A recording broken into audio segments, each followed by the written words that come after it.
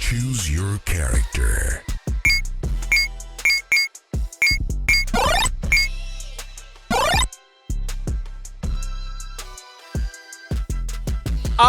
All right. Welcome back to the Geekset podcast, only podcast that blend hip-hop culture and geek culture together. I'm your boy Deuces, and this is 101 with Deuces, the place where I speak with creators, curators, and people that you should know. And right now, we got a multi-talented Pulitzer Prize winner. We have Adrianna Mitchell here. How are you doing today? I really appreciate you saying I'm a Pulitzer Prize winner. I mean, I personally am not, but I was in a play that was Pulitzer Prize winning. Hey, listen here. So I count. we count that. I don't care what you say. We counting that. I'm good. It's good to talk to you. Hi. Hey, so first things first, my platform is all about giving people their flowers while they are here, right? And I want to let you know, when my first experience of seeing you on screen was in Snowfall, and you made such a large impact on that show and with your character and the way that you portrayed that character. And for me, who a person who loved that show through and through, I had the pleasure of interviewing Gail Bean and just kind of deep dive into that. And then your work in theater and everything, and just coming from an HBCU, and it's just one of those things that is like, love to see that Black representation on screen. So I want to let you know, from Geekset, from me, from the Blurred community, just thank you for everything that you're putting out into this world in the entertainment game. Oh, thank you so much. That's just such a pick me up. No, we're all about positivity here. It's like it's one of those things is when you see an actor just kind of is just like coming into their own. And then, I'm a researcher, so I started, learning about your history and even the process of you even getting that Snowfall role. And, where like you pretty much had the role, bag, but they kind of wanted to, at least go through due process with you. But it's like, absolutely. Like it was really dope to kind of see that. And I know that for you, that kind of had to be a big confident boost, that like they was willing to go through extreme lengths to be like, okay, like we need to get this table read, but let's figure it out. Yeah, absolutely. I mean, I have a lot of stories like that where it just kind of feels like, I mean, that's my big tip. I'm like, what is for you is for you, and things that present themselves as obstacles often are not. They're often protecting you from things that are not for you, or also just kind of sharpening you and keeping you ready, so that when it is you already done been through it. And so I just kind of feel like those things have really, I start to trust those things. My intuition has sharpened around experiences like that. So yeah. No. So I want to take it back a bit before we, get into some of the nitty gritty and everything like that, because, like you said, we talked about you're blurred yourself. And one of the things that really inspired you to acting was a very blurry thing, which was Star Wars. You saw Star Wars, you left out of there, you and your pops deep diving in the car, going back and forth. Yes. Like which Star Wars movie did you watch? Do you So remember? it was episode 4 with Mark Hamill as Luke Skywalker, and Carrie Fisher and Harrison Ford. And I I don't want to age myself, but it was like 1990, whenever it was re-released, the re-release that happened in the 90s. Both my father and my stepfather on different times took me to see this movie because they were obsessed with it. And then it was theatrically re-released, so it was a big deal. I got to leave school. And I don't know, it was something about the theme song. It was something about the credits rolling at the beginning. It was something about the stuff. I was just like, I left there like I had taken like a Red Bull to my head. Like I was just like, I don't think anything had impacted me in that way before. Like I had even gone to see some theater and I enjoyed it and thought it was something that, you dress up and go with your grandparents to go do. But I wasn't necessarily pricked into doing what I'm doing because of theater. It was because of Star Wars. Yeah, no, and it's I mean, Star Wars, they call it a space opera anyways. Like it's it's one of those movies that it's like as a kid, when you think about space, this is space. And you're like, yes, this big ships, you got space battles, you got the Force. The Force. May the Force be with you. My stepdad's birthday is May 4th, so I always send him a card. May the Force be with you every time.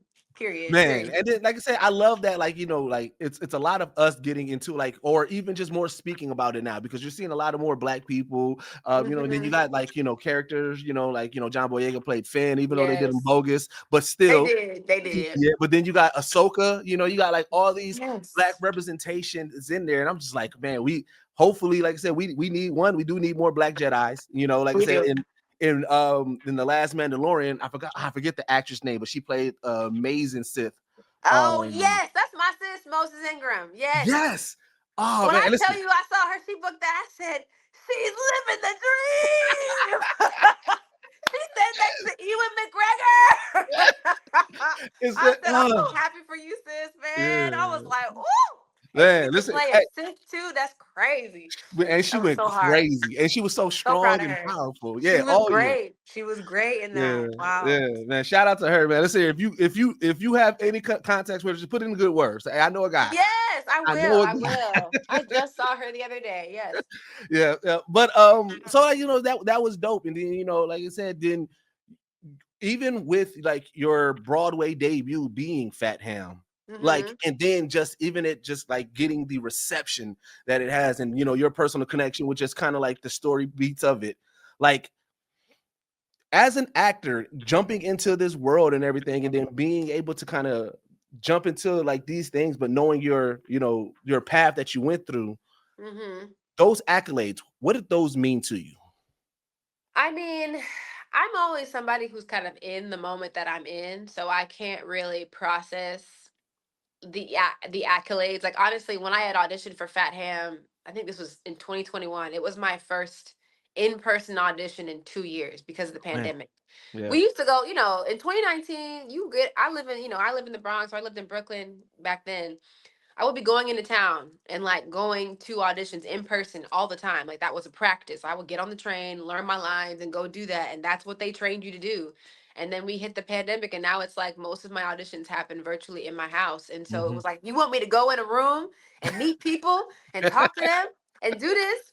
So I was freaking out about it because it had been so long. And I went in there and I was just like, I'm here. I don't even really, I like this is set in the South. I'm a Southern Black woman, and I loved feeling like this was a play that was, you know, from Shakespeare, but was really centering the Black experience. Like it's a Black barbecue, Yeah. and this house looked like a house that I grew up in like North Carolina. It's like one of those like ranch style houses. Like it was very, very specific. But living in the moment that I was in, like we were still in rehearsals when that play won the Pulitzer Prize. So we were Oh. like, oh shit, like we gotta live up to the hype because the play had already had like a virtual production Okay. during the pandemic. They had shot it as a film and aired it. And so people had seen a version of it. This was its first time being on its feet, like live in performance. So we were like, oh, so the play is already good. Like it's definitely good. We just got to make sure that we do our job. Right. And for that to lead to a Broadway run. Also, a big part of this experience is that I'm a newish mom. I'm still a new mom. I'm a new mom. I have a 3-year-old. He'll be 3 in Congrats. less in about a month. And I was pregnant with him during the off Broadway run. Okay. We ended in time for me to go have him. I went down to Atlanta, had my child, and then came back 9 weeks later, like 9 weeks postpartum, and went into rehearsals for Broadway. I was pumping in between, like I would my character came in like about 25 minutes in. I would pump before I would go on stage, and then I had another exit. I would pump again, and then I'd go back on stage. And so then I would sometimes I would send the milk in an Uber up to my house so that he would it was a crazy time. So when I think about that period, I'm like less about like Obie Award and the Pulitzer Prize and the Tony nomination. Like getting to go to the Tonys was also amazing. But like just this new, my whole world had shifted. Like trying Right. to keep a human being alive. Right. I mean, just just something small like that. A Just a little bit little of human something. being. Just a whole human Right. soul.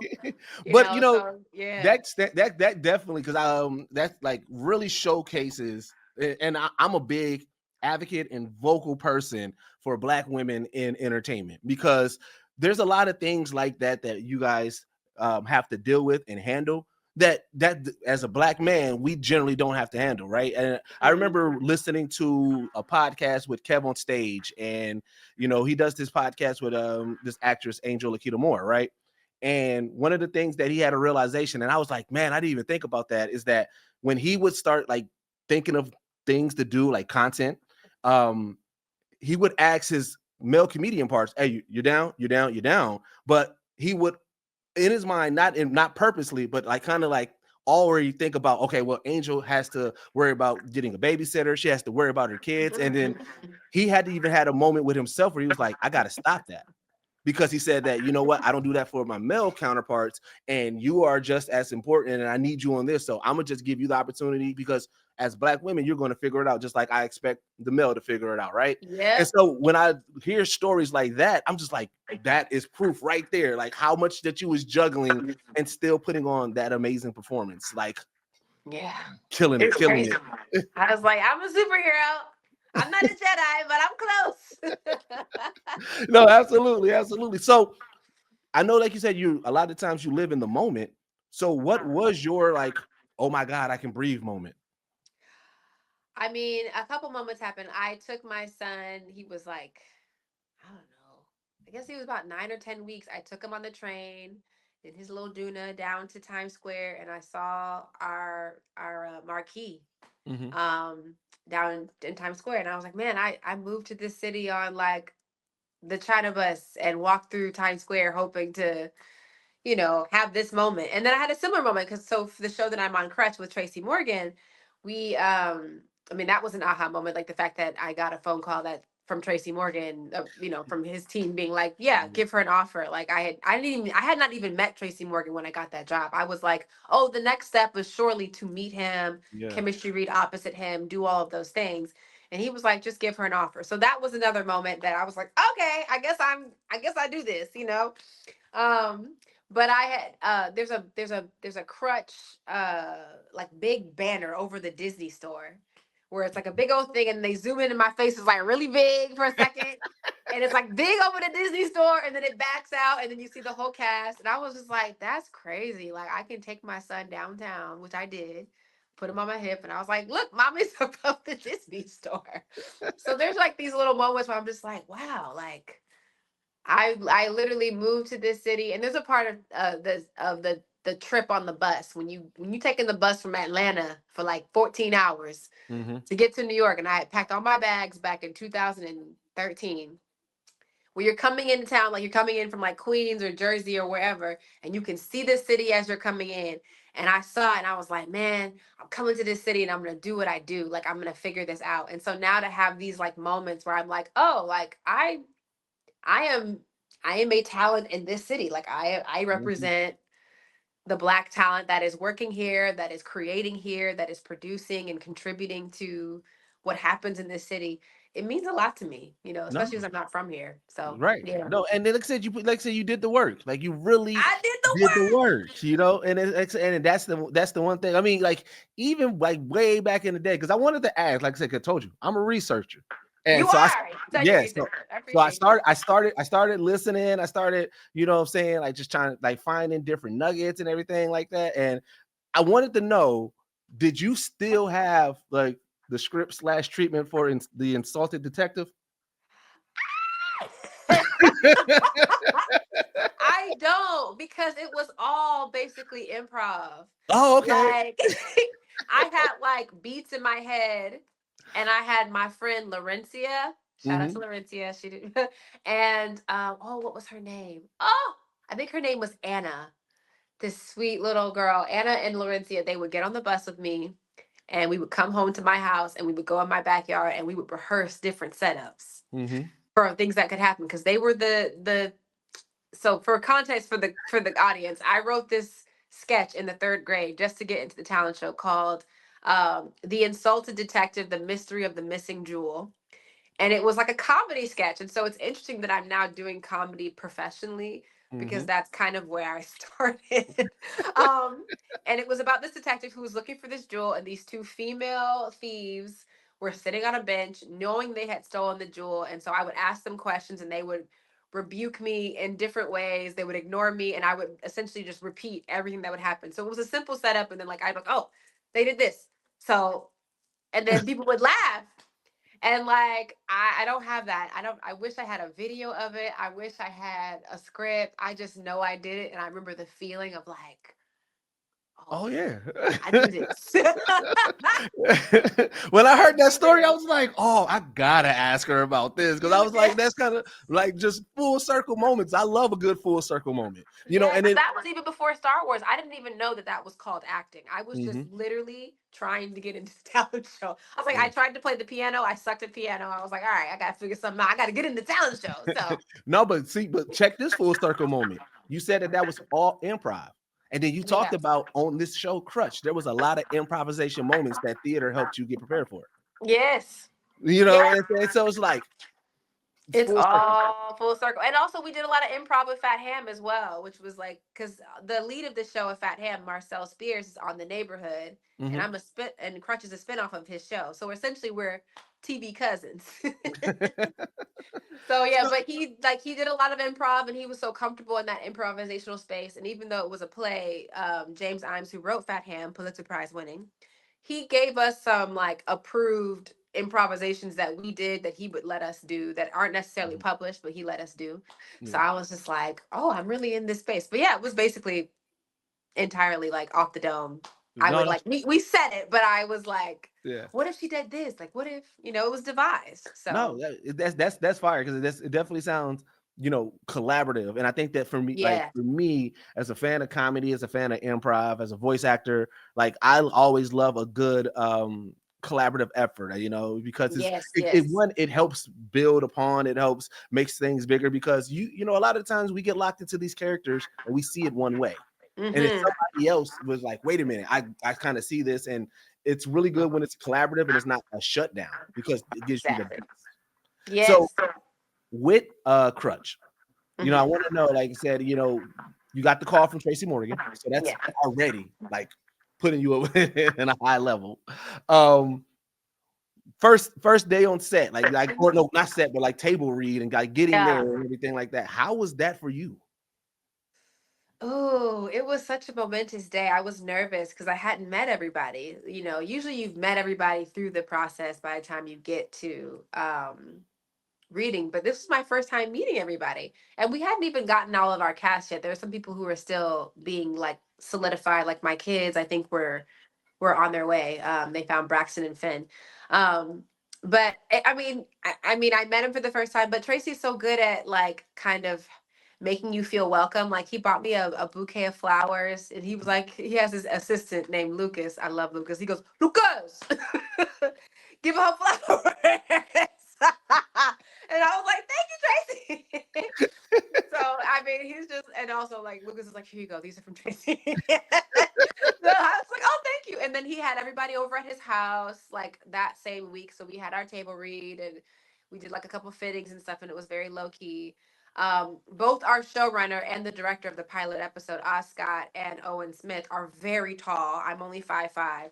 So I had pulled up to the read through, and like these two tall black men were like towering over me, and I was like, oh my god! And they were like, hi, and I was like, hi, because I saw Owen on screen on Zoom. We did essentially a callback over Zoom before I got the call, and I had no awareness of how tall he was. So that happened. I remember how tall people were. It's a really momentous set. It's the same soundstage that was used to shoot the Cosby Show Yep, in I out have in that. Queens, and so that was a really cool thing. And also there was all these pictures from Sesame Street, and I was like, this is like hallowed ground for some of the shows that I grew up on. There were a lot of feelings. I was feeling nervous, but I was like, I'm here because I'm supposed to be here. So that was an ongoing process through the entire season. Just me reminding myself, I get to be in a room with Cedric the Entertainer. I get to be in a room with Tracy Morgan. I get to be in a room with Tashina Arnold. I get to be in a room with Kim Fields, Arsenio Hall, Dion Cole, like Adrian Martinez, who plays Flacco, Keisha Lewis, who's a Tony Award winner. Like, I'm in this room for a reason and I get to be here. Mhm. And that was kind of a part of my growth, I think, through the experience for sure. No, because that's like the through line to your biopic. I'm here because I'm supposed to be here. Because everything that you're doing is always continuously proving that to you. It's like one of those things that if you ever have self-doubt, you have those reminders that are happening to you. And it's like, no, I did the work. I'm supposed to be here. Oh, you gonna make me cry. Stop. I'm not trying to. I'm not trying to, but I love my peoples. I support my people, Yes. and I'm overly optimistic. Like I said, even with this, Same. like with me doing this all by myself, like I tried to partner up with people. I tried to pitch myself to podcast networks and everything, and nobody really took. So, but I was like, but I still love the work that I'm doing. To me, the purpose of my podcast and even just doing these interviews is that we often have moments where somebody passes away and they're like, oh man, I was such a fan of that person. I wish I got a chance to tell them that. Or people are doing certain things that are dope, but they don't really have that outlet to speak about it because most podcasts are either negative, talking about what men should do and what women should do. And I said, Yes. nah, I would like, for me, I want, when my viral clip happens, it's a viral clip of you talking about a story like, what I'm saying, the Insulted Detective. And people's like, oh, that is a great story. Like, I want that type of viral clip. I don't want, and also I want you to be happy about this interview. I don't want you to be like, oh man, I did Deuce's interview and I ain't gonna promote that because I said some stuff or he even got me tripped up. Like, that's not me. So, that's why people like you so much, because I'm like, you need to know that your work is definitely seen, loved, and appreciated. So, Appreciate you. Thank you. yeah. Yes. So with the show CRUTCH and Mhm. with that type of, like, you jumping back into like with the sitcom world, and we kind of strayed away from black sitcoms for a while in entertainment, but now we're kind of getting back. We're seeing more shows. What do Yeah. you hope people take from this show? I hope they just have a good time. I feel like we are in such a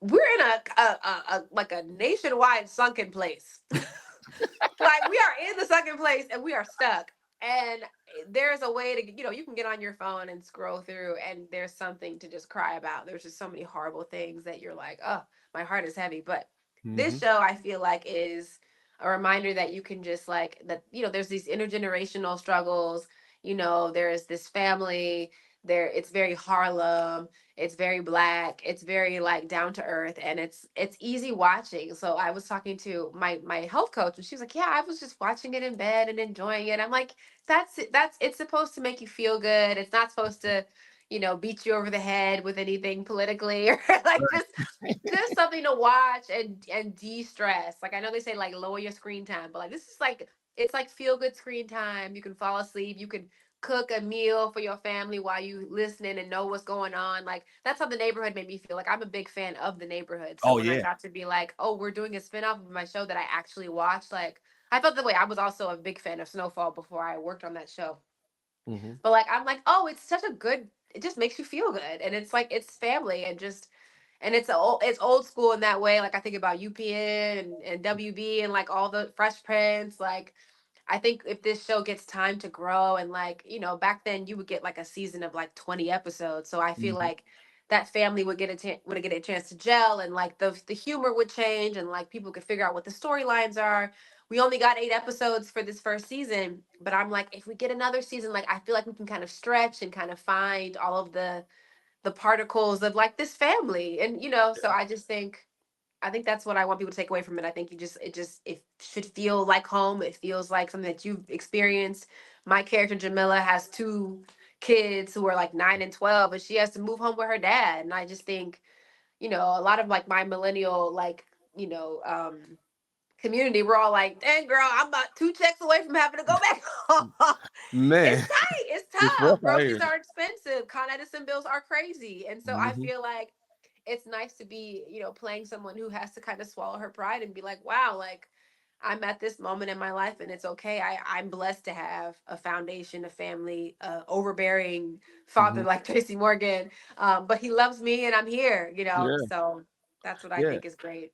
And that's what I love about Black story shows, because a lot of the times Mhm. it's easy for actors to be able to tap into their own family, because it's like, oh yeah, this feels familiar and everything. So Yep. especially like you got to think that there's certain beats that we got to hit. Like, okay, if we doing a Thanksgiving episode, oh, I can't wait to do this episode because I already know we got to bring these black. Oh, we doing the summertime barbecue? Oh, bet we got to make sure we like you're able to really put some input into this and everything like that. Yes, exactly. We had a summertime barbecue, I think, for our finale episode, and they threw in this wonderful actress who plays like this black vegan, and she brings her vegan lasagna, and they're like, "Don't nobody want to eat your vegan lasagna, girl? It's a black cookout on a roof in Harlem." But it was like these little things. I just had this conversation on my podcast because we was doing like a blind ranking of like Thanksgiving foods, right? Oh, And yes. I'm a person, like I said, Thanksgiving, I don't think about anything but the food, right? I'm just like, I'm just eating, right? But a couple of my podcast hosts, they was like, oh, that's too many carbs. Oh, that's too many sweets. And I was like, you know what I learned about you guys? You guys think about your health way too much on Thanksgiving. Because to me, that's a free day. That's a free We ain't talking about health on Thanksgiving. I don't want the low carb version of anything on Thanksgiving. And I love a little health. I'm on my little health kick, I'm working on my little gut health and I'm doing my little thing and getting my blood check and doing. But on Thanksgiving, guess what I'm about to eat? Okay, turkey, some mashed potato. Oh no, not mashed potatoes. Mac and cheese, sweet potato pie. I am a sweet potato pie connoisseur. My sweet potato pie is perfect. My grandmother gave me that recipe. She's still here, and I make it. And mine challenges hers at this point. Okay? Oh, that's big talk. That's big I know talk. it's big talk, grandma. It's big talk, grandma. I love you. It's big talk, girl. But I don't know if they can tell the difference between yours and mine. That's what I got to say. That's what I got to say. Okay. I can't do everything, but I can do a sweet potato pie now. Okay. So yeah, no, that's particular day. And I'm particularly fond of Thanksgiving because I was born on Thanksgiving. I was a Thanksgiving turkey born on Thanksgiving. Well, happy early birthday. Okay. Every 4 years, I'm born on Thanksgiving. Every 4 years, my birthday's on Thanksgiving. So, yep. And like I said, and you do all the cooking, or is it collaborative? Like, So I usually go home and contribute. Okay. But this year I'm here, and so we're gonna go to a cousin's house who can throw down. I'm gonna make my pie. I am getting a turkey donated from this restaurant. So I'm gonna figure out how to make it. Oh, okay. Because we bought a turkey last year and it was trash. So I was like, okay, I gotta figure out how to make it. Right. So I'm gonna. My friend has this 2-day process with her turkey. She sent me the recipe, so I'm gonna commit. I'm gonna lock in All and right. follow directions and try to make this turkey. My dad smokes turkeys. My uncle fries turkeys. I can't do all that. I have a New York City apartment, but I'm gonna put it in the oven and it's not gonna be dry. There we go. There you go.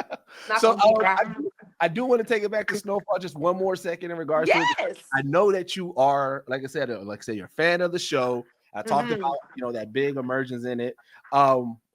As a writer, because listen here, spoiler alert. We already know what ended up happening. But as a writer yourself, where would you take T's story? I was not happy with what they did with my character. And I was mad because I'm a fan. I was like, what you mean I'm sitting here watching season 5 and I'm not in it? Like, what do you mean? So we know where she ends up, and I'm like, I feel like there's opportunities for redemption. I feel like there's opportunities for her to be like, because this is why. Because if you go back to season 2, there is a random scene where Franklin goes into a bar and someone asks him about Tanase. Tanase was looking for you. And I was like, so why the hell would they mention my name? Like I'm a character in this neighborhood. I think because they were planning to introduce my character in season 3 when they cast the other actress. And then they ended up waiting and doing it in season 4 when I was able to do it.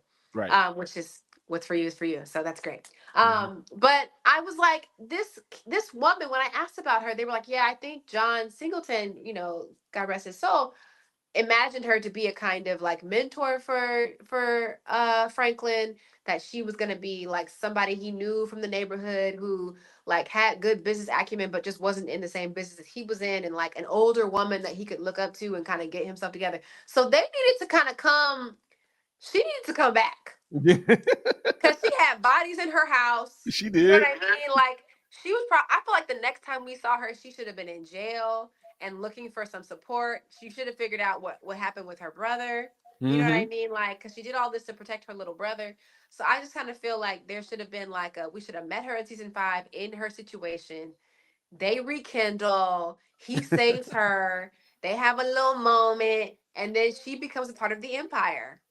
That's what should have happened. Right. But then we just show up in season 5 when he got another girl pregnant. We don't even know who she is. I was like, what the hell? What the hell? And we see So it didn't work out in his favor. Not at all. fiance was down. She knew him from a long time ago. So they should have had like they had a moment when they was younger. They had a Hmm. moment here. And then they kind of come back together. That's all great love stories have multiple circles. It definitely does. It definitely does. And So then they could have did a spinoff on Gail and then a spinoff on me. hey, I'm with it. I'm with Okay. it. Also, Gail, Oh, I feel like Wanda and Tanase have unfinished business. We didn't have scenes together, but like I'm about to pitch that to the writers room. right. Well, might as well. They said we're in pitching season, right? we in a new show now. It's the 90s, Right. or I think it's the 90s now in this show. Yeah. But I like to ask actors who play like roles that have like as heavy of a tone as T did. What did you learn Mhm. about yourself playing that character? What did I learn about myself? Ooh. I mean, I feel so boring saying this, but at that moment, I had not done a recur on a television show before. So I was like, oh, this will be my first time really sustaining a character over a season, not just like a guest star that pops in. So it was like, oh, I can do this, and I what I learned too is that I'm really paying attention to story, that I know that my place as an actor is to kind of bring to life what is given to me, but I have a producerial mind, and I'm tracking and looking at the whole thing. And I also learned really from Damson. I watched him, like, he's he's got a director's mind, so he's already thinking about how things may be cut together. And I was like, oh, I've got to start thinking like that. I've got to start seeing how we can even quick get this coverage so that we can do this. And so I watched him do that, and I said, oh, he's going to be a great director. He's going to be directing some stuff. But I felt like I could see, like you said, story points. So like I was catching little loopholes here and there. I was like, oh, like there was something that ended up getting rewritten at the last minute because I was like, I have 2 phone calls with Manboy, but I say the same information. And the second time I say it as if we haven't already had a conversation. Mhm. So me and the showrunner, Dave Andron, he's so gracious. I was like, I kind of feel like I'm saying the same thing twice because I'm giving him the information about Franklin and what's going Right. on with him. And I feel like he already knows this in this episode by this point. And he was like, dang, thank you for catching that. We're going to call Melvin right now because he's about to shoot that scene. And he rewrote it. So it was like, oh, I kind of felt like I didn't mean to, but I was like kind of, entering the writer's kind of liminal space. I'm an actor, but I'm seeing it beat by beat, and I have thoughts about things. And I kind of feel this way too when I workshop plays with wonderful, amazing, brilliant playwrights. Is like I think my gift is not only like lending my voice, but I'm also thinking from a story perspective. I'm like, okay, now that I'm inside of this person, does this story beat make sense? Is similar thing happened with Fat Ham as well. I think when we did the show on off Broadway, my character originally, when I first read it, she didn't even come out. Opal ultimately comes out during the play as queer. And in the draft that we rehearsed with, she does come out. But then I was like, this play is about softness. This is about queerness. It's about Black men being comfortable to say I love you and feel all those things. But you have this female character who never gets to express that either. And I think softness is an important part of her as well. And then we did it on Broadway. Um, James Imes added some language for Opal where she gets to share why she loves women. And what she says is they bloom, women bloom, and they're so beautiful. And I feel like we're like, I can't remember the line, it was so beautiful, like we're on the other ends of each other's galaxy. It was this most beautiful language. It's a simple line that he added, but it was like this one moment for Opal, who kind of has this kind of rough exterior because she's queer and her mom's making her wear this pink dress and she's not happy and she's frustrated. But in this one moment with Juicy, the lead of the show, she gets to say why she loves women. And I was like, James was like, well, I felt like I needed to add that because of what you were saying about Opal. And I feel like that's my gift, is that I'm an actor, but I'm hearing things from a writer's mind. Right. And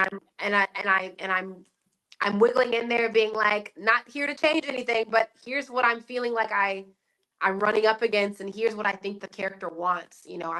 I'm a conduit. This is what the character wants. So Yeah, I forgot the No, you question, but that's what I start talking about.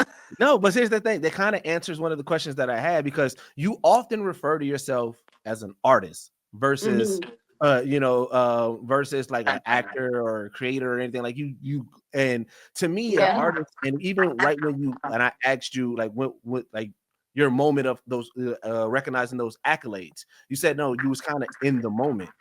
To me, you strike me as a person that when you get a character or you're a part of a project, you just live in the moment. Like you're in the moment, like you're in that world. And so the reason why you're so aware and able to add those bits and add those, those punch ups is because you're in that world. You're like, wait a minute, what makes sense? What is the Mhm. how does this track? Does this like as an audience, as a writer, who's gonna, connect to that? And so that is to me is one of the things that again, why you're here because you're supposed to be here. They Mhm. needed that. They needed somebody. Yes. Oh, you're very insightful. Oh, hey, listen, I love this world. The one thing that I absolutely love about the culture is that it's still embedded in Black culture. White geeks still rock Dunks or Jordans, and they also talk about Batman versus Superman. Batman and versus Superman is literally Brown versus Jordan. Dragon Ball Z, that like my whole trajectory in life changed. Don't nobody talk to me. My shit is on. We just finna experience it. It look like it's gonna be real deep. Oh my God, this is crazy! The elevation from where King Vader started to now fucking crazy. Black geek culture helped me through some of the highs in my life, through some of the lows in my life. It's always been there, sort of like an undercurrent to everything that I did.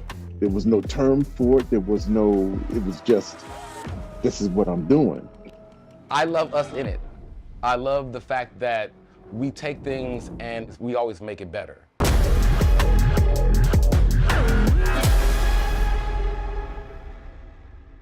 Hey everybody, just a real quick message. So unfortunately at this part of the interview, the audio starts to get crazy jumbled, and it's not our fault. It was just during the recording process, but the conversation was so good that we decided to keep it in. So I do thank everybody who sticks with us through the end, and I promise you we will bring Adrianna back to continue our conversation, one that the Decepticons don't mess up, because listen here, they was trying to stop all that manifestation that we was putting into this episode. So again, man, for all those who stuck through to the end or who's going to stick through to the end, I appreciate you, and I do apologize for this audio. But let's go.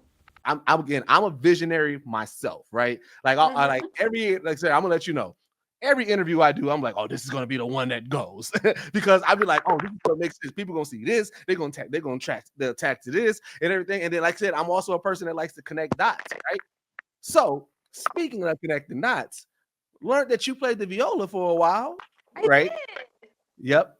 Are you familiar with Margaret Bonds? I'm not. Who is that?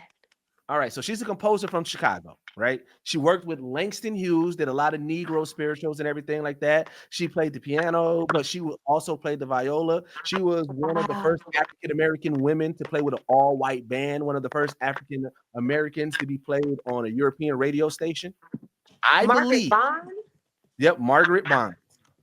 Oh, I wow. Okay. believe if they ever do a biopic, you already got the viola skill sets. That would be perfect. I Like I said, would love to do that. I'm a connect the dot person. And that's what I was like. When I heard that, I said, ooh, I think that this will be something to manifest. I received that.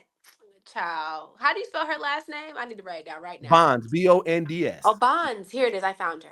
Yeah, she's Oh. she's done some amazing work in that classical sense, and I think that, like I said, once I learned that, I'm like, oh, let me put that in the air for her. Thank you. Might need to grab some rights or something. There's a book about it or something. That would be really, really cool.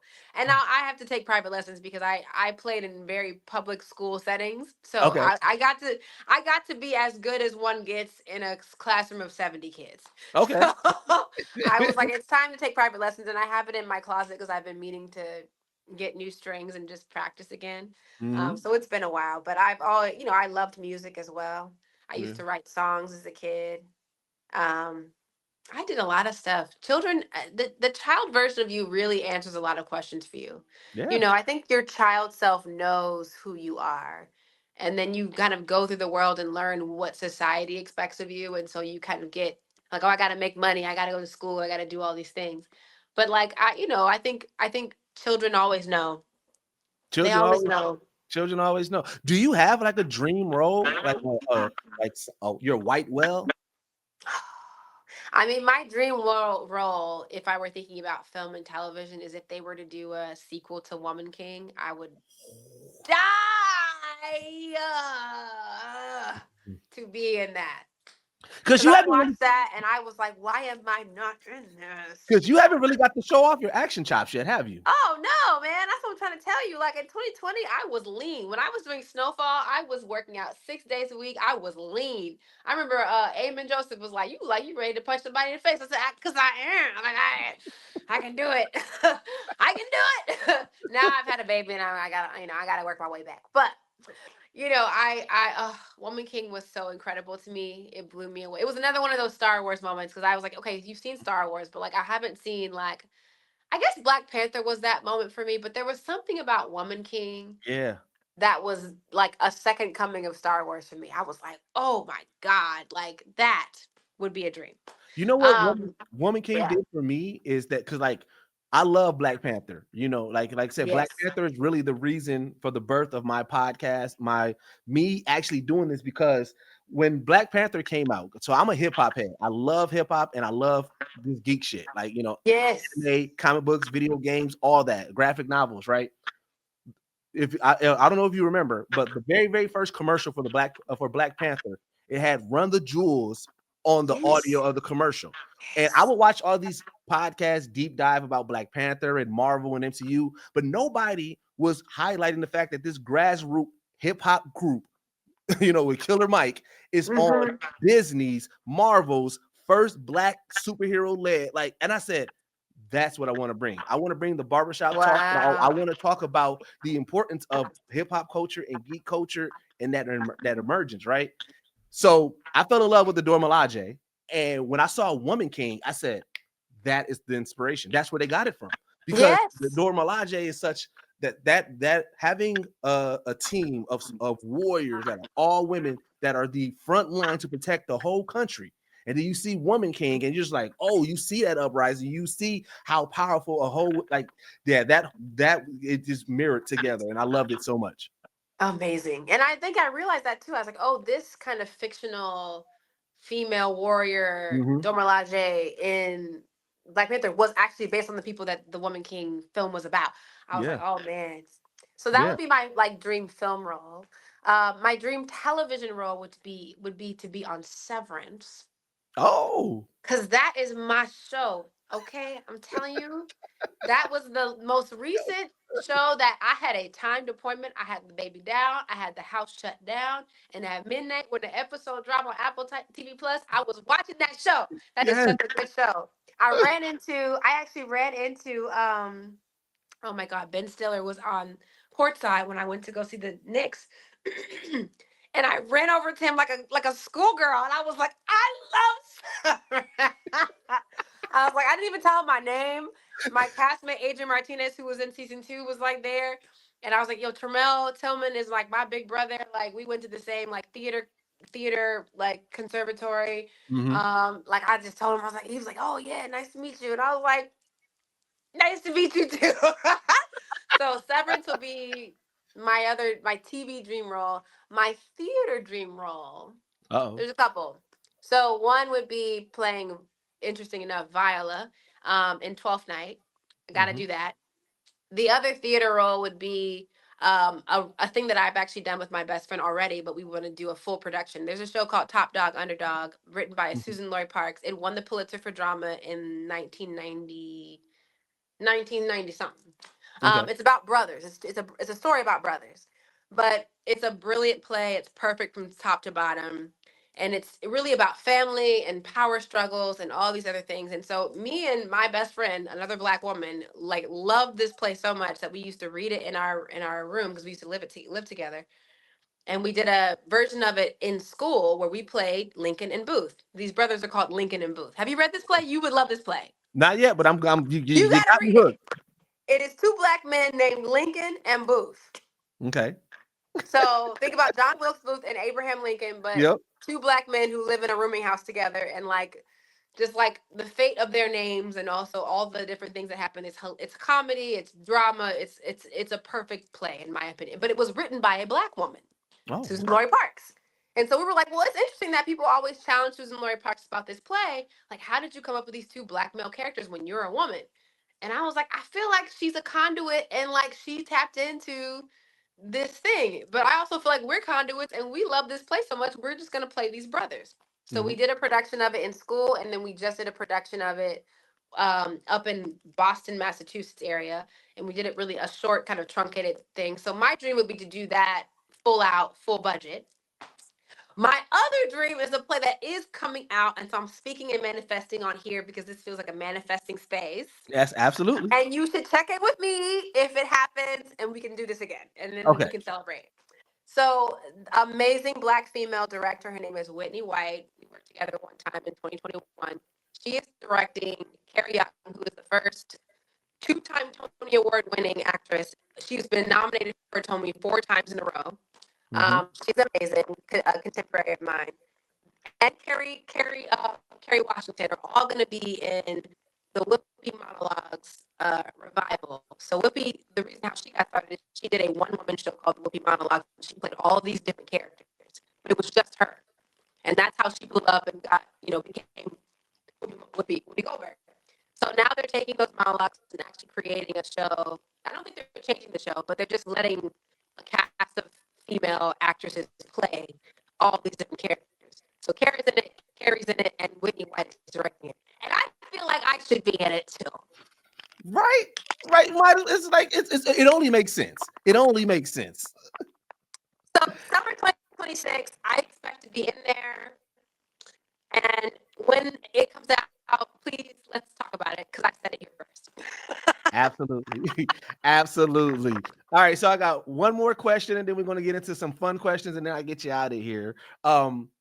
Whatever happened to the Don't Act Broke podcast? That premise sounded amazing. Thank you. I'm going to tell my husband that because that was something that we started in the pandemic, and we haven't continued it because, well, we planned a wedding, we had a baby, we started a photo booth business, which we have called Live Capture Photo Booth Company. We've done a lot of stuff. So those are a lot of, we have a couple babies that are kind of just still incubating. We got to get back to that. Yeah. I mean, part of why I wanted to start that is I felt like there were a lot of money questions that you don't even get to broach or discuss because you're trying so hard just to book and work. Like I just want to get to a place where people are even paying me at all. But then once you get to that place, you're like, oh, dang, like 50% of my income goes to taxes, my agent, my manager. So how much am I really making? And I think Taraji talked about it too, and she was very frank about like the cost of being a Taraji. You all expect when I have the public appearances that I look a certain way, that all costs money. I have a business manager, I have an account. So like all of those things, and I also learning about incorporating and how like certain networks want you to be an S corp if you want to be able to write off business expenses. Like, these little granular things that like in the pandemic I was like, man, I should have a lot of money, but I was paid like an employee on a W-2, and so I was overtaxed, and now I gotta wait for them to give it back to me. Like those things, I think actors get caught in the crosshairs because we are really contract workers. I only work for CBS for 2 months at best, or 6 days, or whatever. But we're paid like we're employees, but we're not. So it's just, and I don't think there's a lot of, I don't know. I think we need I'm sure the unions lobby on our behalf, but they need to do better. I don't know. Yeah, no. I don't know, because there's a lot of things that I just think don't cover the gig economy. Really, I mean, actors are part of the gig economy. No one's taking jobs and staying with a company for 20, 30 years anymore. So I just think the tax, like all of those things need to be explained in school, and but I'm not an expert, so I think I probably probably should just interview the expert. That's what I should have did. but you know, it's more so the experience, like, you know, like you are somebody who's in it, and so we're just more so like, if we can learn just from hearing your stories, the people that you talk to, you know, if you're bringing in other actors to tell their stories and just kind of talk about, you know, that, because you got to think, as Black people, we are inherently creative and like, you know, big goals. Oh, I can do this, I can do that. We're often not taught that financial literacy piece that goes with our dreams and our aspirations. So being able to talk to somebody who's in it, or talk to somebody who, yeah, you might not be the expert, but you know some things that you learned, and it's really just, you know what I'm saying, given, like, you know how Black people do it, like, I'm gonna put you on. You like I said, you know, like when you first get a job and they tell you see somebody walking through orientation, you're like, all right, let me tell you how this job really is, though. That's what it is. Exactly. No, I love that. I think you're so right. That even just talking about the experience. Yeah. Yep. All right, let's get into some fun topics. So we did talk about you being a blurred, and I know that you're a Star Wars head. What else did you nerd out about? Ooh, Card Captor Sakura, Avatar: The Last Airbender. I am a die-hard for Aang and Sokka and Ta. Oh my god, so love that show. What else do I learn? Oh, Sailor Moon. Oh my god, Sailor Moon. I don't know why that has not come up yet. Sailor Moon is like seminal for me. Like, you boil me down to like Star Wars and Sailor Moon. Oh, okay. I spirit down. You go find Sailor Moon and Star Wars and the color green. Well, like the original Star Wars. I don't keep up with all the new Star Wars, the old ones. Oh, Sailor Moon, I wanted to be her. I loved her. I used to cut out pictures of her, and I made like a collage board, like a vision board with all the Sailor Scouts on it. I had all the manga. I watched all of Sailor Moon's episodes in English, but then you know they were serious. The whole season they never dubbed into English because they had like trans characters and like queer characters, so they didn't know how to figure out how to make that American. I guess I don't know why. So back in the day before they took everything down, I found them in Japanese and watched them with the subtitles. And then I realized, I was like, damn, like the story is so much more expansive than the way they cut and screwed it down for English. Mm-hmm. That's not even what they're saying at all. Then you cut whole parts of the episodes out that were more interesting if you left them in. And then they did some weird stuff where they did mirror. I was like, the dubbing process is horrible. Like the actual show is amazing. And like there's a whole season 5 that I would have never seen if I hadn't watched it with the subtitles. Mm-hmm. So I put that deep dive down, I think, in college. I was like, oh my God, there's more Sailor Moon I've never seen. So Sailor Moon, Card Captor Sakura, the books. I didn't watch the cartoon. Mm-hmm. Avatar Aang. What else? I nerd out about Shakespeare. I like Shakespeare. I don't know everything, but the ones I know. Mm-hmm. I'm trying to think about what else. I don't know. Yeah. I don't know. I know the anime community will be happy with you with what you just said, because you know it's the big debate over dub versus sub. That's always the big debate, and the fact that you enjoy sub, like because I end up watching, well, not so much no more, but when my daughter was young, because she said it was too hard for her to read along, I would end up watching shows twice. I would watch it in sub for me, and then I would watch it in dub with her. You know, now that she's old enough, she watches her own anime on her own time, so I watch a lot more sub. But you know, dub, like I said, I enjoy both. But I agree, there's a lot that's always left on that floor. The music and the way they produce it, and like how you remember it. Like the music is completely different in sub. Like it sounds a little different. Mm-hmm. But I'm like, but I love songs and everything from dub. But I love just getting the whole story. Yeah. And not getting the watered down version of anything. It's great. Now is voice acting in your future? Is that something that you would want to jump into? I would love to do that. That was part of something that I think I would want to do. It just hasn't happened yet. And you're a voice actor, right? Aren't you? Mm-hmm. Yeah, I do Watch Mojo, and then I'm one of the first Black narrators on Watch Mojo, and then like I said, I'm out here auditioning, trying to get a couple of roles. I just did this production. It's an audio drama podcast. So the story of Ignitus. So I did that. I got to do work with a dialect coach, which was crazy because I was like, man, I had to do a Sudanese accent. But yeah, man, it's one of those things that. But here's the thing: how you're like, you're interested in voice acting. As I've been doing more voice acting and everything like that, I've been getting interest in theater. It's like to me because I get to play around with my voice and everything and trying to be and. My journey into voice acting was because I'm a researcher. I started interviewing voice actors, and I realized I got all the stuff that they have at my studio here. So I was like, well, let me give my shot, during the pandemic. And then I started going to different classes, doing and everything to kind of get familiar with it. And I realized voice acting ain't just all right, voice acting. You're literally acting it out and doing everything. And so that was where I was like, I want to stretch myself and get into theater as well now because I've been interviewing a lot of you. I think it's the true actor's medium. I think everything else is impacted by someone in some way. In film and television, and even in voiceover acting, someone's editing. Like they get to choose what people get to experience from your performance. And I feel like acting on stage, you rehearse it, so people have control over the rehearsal process.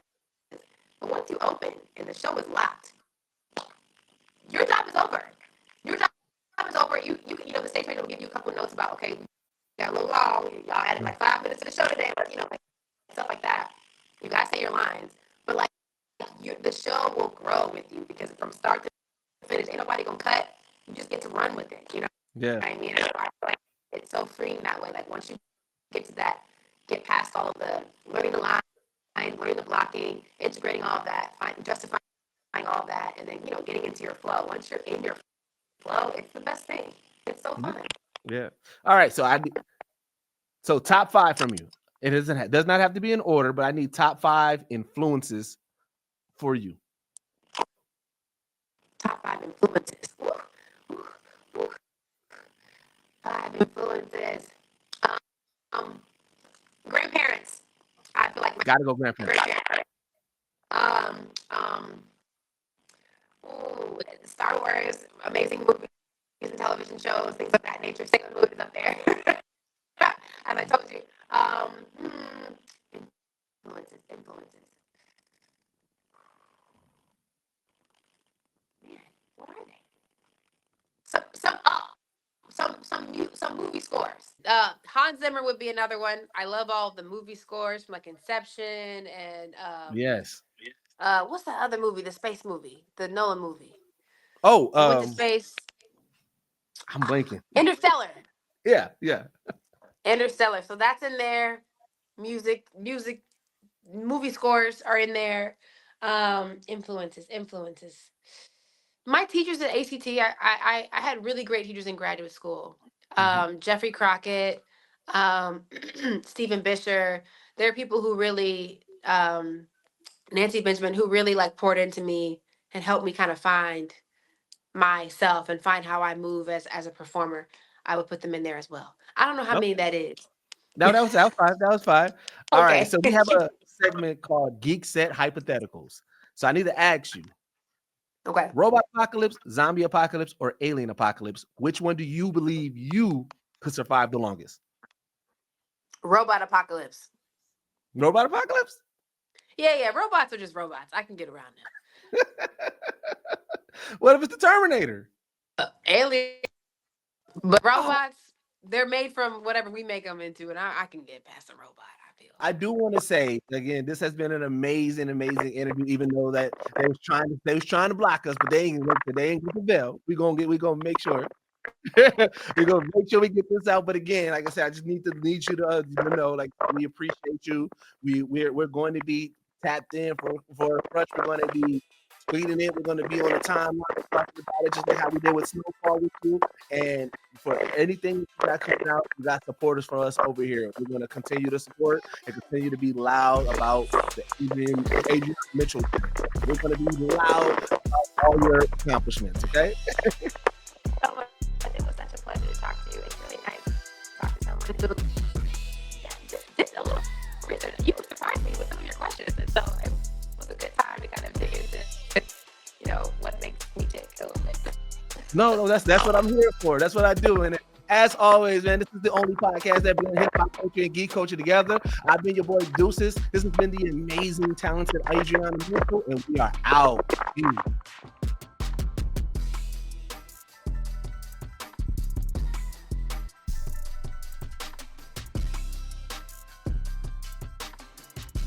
I mean, what the fuck we talking about here? Fridays, we are talking a brand new show, bringing you hilarious commentary about black characters. Like Goofy and the whole game, we all know that black. They been nigga. You know what I'm saying? P Black.